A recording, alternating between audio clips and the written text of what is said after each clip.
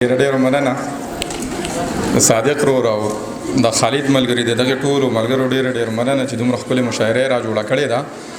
زه به درته دغه څو شعرونه ووایم، خبرې خو مدثر جهان وکړې او مختار حیران به نورې خبرې وکړي.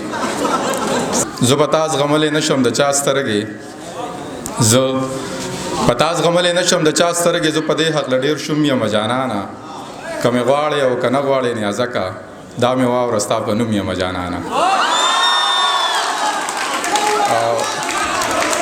مننه. زه وایم درته، زه په تا زغملی نه شم د چا سترګې، زه په دې هکله ډېر شوم یم جانانه، که مې غواړې او که نه غواړې نیازکه، دا مې واوره ستا په نوم یم جانانه. او دوه شعره نور چې چاته نه وایي د زړه رازونه، چې چاته نه وایي د زړه رازونه، خدای لږ عقل مې دلبر له ورکه، ما ته زاړه یادونه بیا تازه که، یو ډب خو خامخا دې ورله ورکه. د خالد رور دغه شعرونه هغه وایي چې صاحب شاه صابر صاحب نه زه به در سره انتخاب شعرونه د استاد صابر شریک کړم چې د ژوند صحرا ته مې د مینې باډي وراوړې، خالد ته دې ډالۍ وي دغه شعرونه. د ژوند صحرا ته مې د مینې باډي وراوړې، ما د احساس د ګل په لفه کې لمبه راوړې، زه د مین زړه د رضا نه بغیر نه پایم، ما کله کله د جانان کلي ته شپه راوړې. زه د مین زړه د رضا نه بغیر نه پایم، ما کله کله د جانان کلي ته شپه راوړې، ته راته ووایه چې څه په کربلا کې شوي، ما په ټکر او په بابړه تبصره راوړې. دغه سړی د محفل رنګ ته ګوري اوري وي څه، هم یې غزل راوړې هم یې قصیده راوړې. زما د غرونو د ښایست لغمه هر سوداګر، د کرش مشین او پولادي سپین اره راوړې.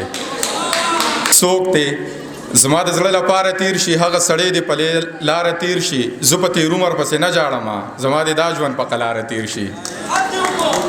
څوک دی زما د زړه لپاره تیر شي، هغه سړی دی په دې لاره تیر شي، زه په تیر عمر پسې نه جاړم، زما د دا ژوند په قلاره تیر شي. عابد صاحب وایي چې خپل زړه چې دی نه وي یاره مه راځه، خپل زړه چې دی نه وي یاره مه راځه، تش زما د زړه لپاره مه راځه، زه به ستا د کور په لاره نه درځم، ته زما د زړه په لاره مه راځه.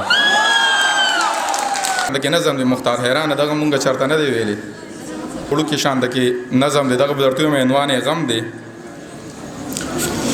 هغه هر څه مې راټول کړل، هغه تا چې و راکړي، تا ته یاد دی او که نه اوس هغه ټول څیزونه څه وو، قسما قسم ګلابونه، څه بلا بلا خطونه، آینې او صابونونه، رومالونه خوشبویانې، څه بادام او څه کجورې، څه خوږې خوږې ټاپیانې، دا لاسه و دې د پاسه ستا د خولې جوټه اوبه وې، که زمزم وې ماله راکړې، اوس یو په یو پرزو کا، یو احسان را باندې وکړه، دغه هر څه دې ټول واخله، ما له دغه غم آزاد کا، ما له دغه غم خلاص کا.